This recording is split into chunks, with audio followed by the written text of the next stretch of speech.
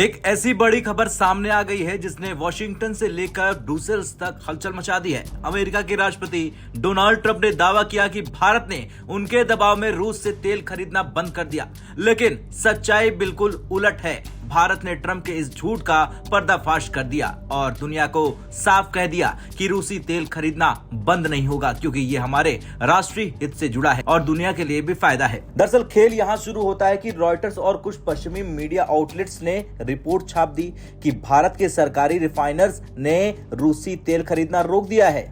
और इस पश्चिमी रिपोर्ट के मुताबिक आईओसी, एचपीसीएल, बीपीसीएल, एमआरपीएल सभी ने रूसी क्रूड लेना बंद कर दिया। लेकिन अब यह खबर किसी आधिकारिक बयान पर नहीं बल्कि सूत्रों पर आधारित थी। यही खबर हाथ लगी डोनाल्ड ट्रंप को और उन्होंने एक इवेंट में कहा कि मुझे सुनने में आया है कि भारत ने रूसी तेल बंद कर दिया है लेना। Good step. मतलब ट्रंप का सीधा संदेश था कि देखो, मेरे टैरिफ और पेनल्टी के डर से भारत झुक गया।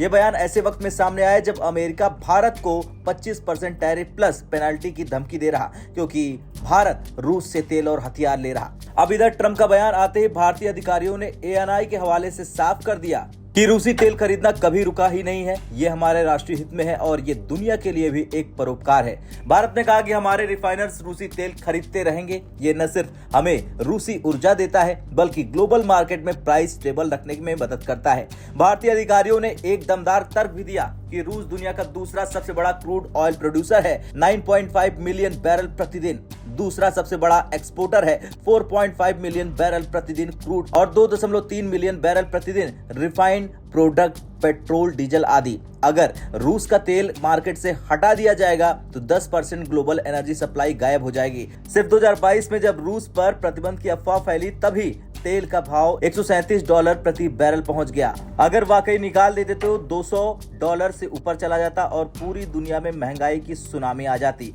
भारत दुनिया का तीसरा सबसे बड़ा ऊर्जा उपभोक्ता है। भारत 85% क्रूड की जरूरतें इंपोर्ट से पूरी करता है। ऐसे में सस्ती और भरोसेमंद सप्लाई भारत की प्राथमिकता है। ऐसे में भारत ने साफ किया कि रशियन ऑयल कभी प्रतिबंधित नहीं है भारत के लिए। G7 और EU ने सिर्फ प्राइस कैप लगाया है $60 प्रति बैरल का। भारत ने इसका पालन किया है और अब जब EU इसे घटाकर $47.6 करने जा रहा तो हम वो भी फॉलो करेंगे।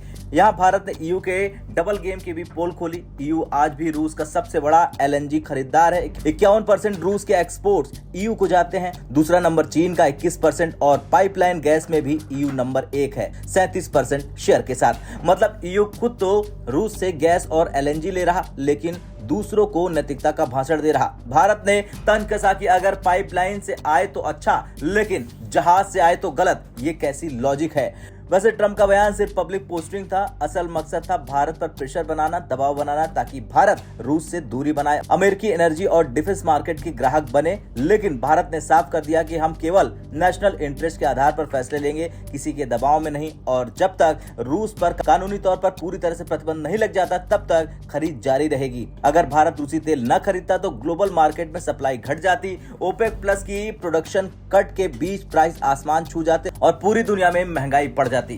खैर, ट्रंप ने जो दावा किया है वो सिर्फ एक पॉलिटिकल नैरेटिव था। हकीकत में भारत ने न सिर्फ रूसी तेल लेना जारी रखा बल्कि दुनिया की अर्थव्यवस्था को भी स्थिर रखा। यह साफ संदेश है कि भारत किसी के इशारे पर नहीं, अपने राष्ट्रीय हित और वैश्विक स्थिरता के लिए फैसले लेता है।